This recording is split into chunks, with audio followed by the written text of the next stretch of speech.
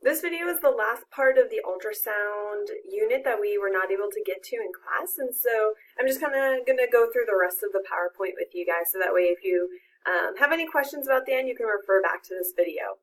So we talked about the indications, contraindications, how you put ultrasound with some sort of coupling medium. And now we need to talk about the mechanical effects, because remember there are both thermal and mechanical effects when ultrasound occurs. And if we have something such as pulsed ultrasound on, when it is not running the thermal effects, the mechanical effects are still working throughout this time. So we know that for ultrasound to occur, we have the waves that are pressing against this cell walls, and we talked about that within the class about the molecules coming in and out of the cell. And it's kind of a deformation of the membrane, and this is called micromassage. This occurs through two methods that we're going to talk about, cavitation and microstreaming. So the first one we're going to talk about is cavitation, and this is when the physical force of the sound waves and gases act on the fluid around it. This has the compression and refraction of these bubbles that are going to actually expand and contract throughout it. We have both stable and unstable cavitation, and we want the stable. So we want some of this to happen. We want those bubbles to continue to compress and refract in order to get the ultrasound effects that we were hoping to achieve. However, if these have too much force or are very unstable, the tissues can actually explode, and then we've caused damage. So therefore, the cavitation is bad. How we do this, we have it on either too high of a frequency or too high of an intensity, that we're not able to keep the tissues accurately going through their cavitation. The second part that we're kind of talked about was that stable cavitation. And like I said, when this happens and we have those compressions and expansions being able to happen, we have an increase in the membrane diffusion. So the membrane will allow tissues to come in and out of it more efficiently. And we also have an increased cellular activity. So think about the fact that they're moving in and out, moving out. We've now increased the ability for the cells to move around, which is a very good thing. Unstable, we talked about like when the intensity is too high. So if we turn it up way too high on the machine. The other thing is if we don't move that sound head. Remember in class we talked about that you want to either do those small little circles or small, very up and down things less than 2 times the size of the sound head. If we sit there and don't move it, we can just cause those bubbles within that small area in the molecules to just go in, out constantly, and they're under a ton of stress and therefore unable to be able to kind of have that moment of relief. Think about if you go and you're running and you run at 5 miles and you keep going and going and going. As that time increases and you're over that same distance or same intensity for a long time, you're going to get more tired, rather than if you slow down for a little bit, have that ability to just kind of walk and then pick up the speed again. It's going to have an increased ability to keep a longer endurance. And then we also know that unstable cavitation can happen from a high BNR. So remember that being non-uniformity ratio. So if we have that extra heat that's going down one side but not the other, if we do not account for a BNR where they are maybe at like a 5-to-1 ratio, then we're going to have certain tissues. Think of the back of the class that I talked about. That back corner of the class was getting so much heat and everyone else isn't. And so they're contracting, expanding, refracting, compression, and then they're not able to have any sort of relief. Another term that we need to go over is acoustic microstreaming. And what this is the actual mechanical pressure that the sound waves produce when being used along the fluid. So this can alter the cell's membrane and function, which we know that we want to alter things to an extent, but that too much can also cause damage. So some effects within this. So we know that it can actually stimulate the process of protein synthesis. It can increase how dense the capillaries are, so how much is within those capillaries. It can increase an ion flux, which is how many ions are in and out of that area. We also have an increase of serotonin release, which is that happy sort of feeling drug. Microstreaming is also, acoustic microstreaming is the cause for pain control. And whenever we have thermal ultrasound going on, we can have some of the positive mechanical effects also going on at the same time. So whenever there's a thermal effect, we also have a mechanical effect. Another use for ultrasound is this thing called phonophoresis. And what this is where you use ultrasound and you're able to push molecules of a certain drug into the body. And some common medications, so we have like cortisols, salicites, and dexamethasone. What these are either different anti-inflammatories, and we can also do analgesic such as a lidocaine.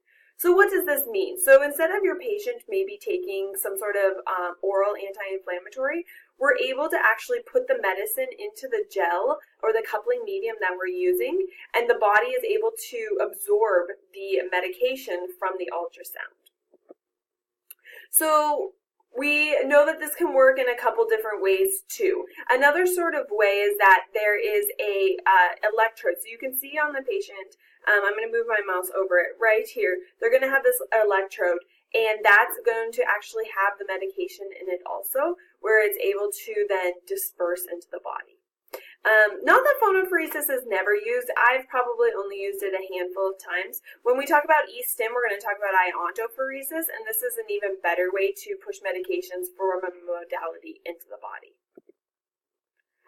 So how do we use ultrasound? So we obviously know that some therapeutic modalities can happen before rehabilitation and some can happen after. Well, one thing that I really like to use ultrasound for is kind of that initial deep heat before I'm going to do some sort of exercise. So if I want to stretch or do some sort of type of joint mobilization, which is the clinician passively moving the joint in different motions, I kind of want to get that area a little bit looser where the patient's going to be more relaxed, where the tissues are more able to be stretched. Additionally, a friction massage, which is when you get in there and kind of break up scar tissue. If I heat the tissue beforehand, it's going to be more pliable. So what do we know about therapeutic ultrasound? Well, there's this thing called a stretching window, and this is the time that you take ultrasound off, and then you have this best amount of time before the tissues are going to cool too much. So we know with ultrasound, we have 5 to 10 minutes after we apply the modality to get the best possible stretch in the area. So if we get the tissues heated traditionally to 40 degrees Celsius, within 5 to 10 minutes, they will drop 2 degrees Celsius to 38 degrees and therefore not have as great of an ability to stretch. So what does this mean for clinicians? If I am applying ultrasound, I want to ensure that immediately following me taking the ultrasound head off, that I am applying whatever stretch. You can also see in this picture here that as they're applying the modality, they have the patient's arm into a little bit of an extended piece, and that's an additional thing that you can add in as a clinician to get that extra flexibility happening before that stretching window happens. We have to remember though, when we have this started, it's not going to be at 40 degrees Celsius the instant we start, so we're not going to get the whole stretching effect right away. So indications for ultrasound. We know that it can do soft tissue repair, it can stretch, it can heat. One thing that it can do, it's a very kind of controversial thing, is bone healing. So think about after a bone begins to heal, you can go in and put ultrasound over the area, and it's going to increase that metabolism and have all the extra ability for the body to replicate the healing process. As I do want a precaution though, bone healing is important, but ultrasound over bone is a very, very, very cautious thing because of how it can refract the heat and can then heat up on the outside and actually cause damage to the bone. Some contraindications. So when should you never, ever, ever use ultrasound? So we know that if somebody has heart disease and pacemakers, we do not want to use ultrasound because we can actually mess with the cardiovascular and thermo system and regulate within the cardiovascular system of the body. If you have a patient who is pregnant, do not put ultrasound anywhere over the uterus or anywhere over the stomach region where the fetus could then heat up, because we know that this can cause a lot of damage and potentially even kill the fetus. You do not want to put this on the testes. This is not diagnostic ultrasound. So this is therapeutic ultrasound. So keep it away from the testes because it can actually cause damage and infertility. Do not put it anywhere that's listed over the heart, eye, spinal cord, carotid sinus, vagus nerve, anything like this that is going to cause an increase of blood flow or decrease of blood flow to the area. If you put it over the eyes, I mean, it makes common sense, it's just going to burn them. But if I put ultrasound over my carotid sinus, I am now altering what is going on in my body. When if I do something such as the vagus nerve, you can actually make the patient pass out because it's bringing too much blood to the area. And you also don't want to do it over an area that has decreased sensation. Remember, as we're using ultrasound, you're going to feel a slight warming effect and kind of a moving effect for the patient. But the second the ultrasound begins to feel hot, as the clinician, you need to take it off or turn the intensity down. So if I have a patient who can't feel their hand as much as they should, and I'm putting ultrasound on, they are not going to know if it's getting too hot, and I can actually burn, damage, and destroy their tissues. Some other contraindications we have, we do not want to put over any cancerous lesions. Cancer multiplies when there's the ability to have cells in the perfect growth. So we are going in, we're heating, which says, hey, we're in a good optimal environment, let's replicate, and then we're just spreading the cancer. We talked about the circulation. If somebody has an infection somewhere, do not use ultrasound. Same idea as what we talked about, it's just going to continue to breed. Another thing to make sure you keep it far away from epiphyseal plates in patients who are still growing. So anytime you work with pediatric patients, we do not want to cause any harm or lack of growth within the body. And then we also need to watch if there's hemorrhage. So if your patient is someone who bruises easily or has some sort of ability and able to bleed out, we want to make sure that we're not increasing the amount of blood that's in the area. So how do we use this? Well, obviously, we're going to talk to our patients, have a history. We're going to talk about our SMART goals and what we want to do. Things within this class of what you need to know. So we're going to need to know if there's sound heads. So if we have multiple sound heads, are we using a large one for a big area or a small one for a big area? Well, we'd want to use the larger one. We want to determine the frequency. So is it 1 megahertz or 3 megahertz? Are we superficial or are we more deep? Set the duty cycle. So is it going to be working 100%? Do we want full thermal effects? Or do we want to go down to like 10 or 20% where it's more mechanical effects and the thermal effects aren't happening?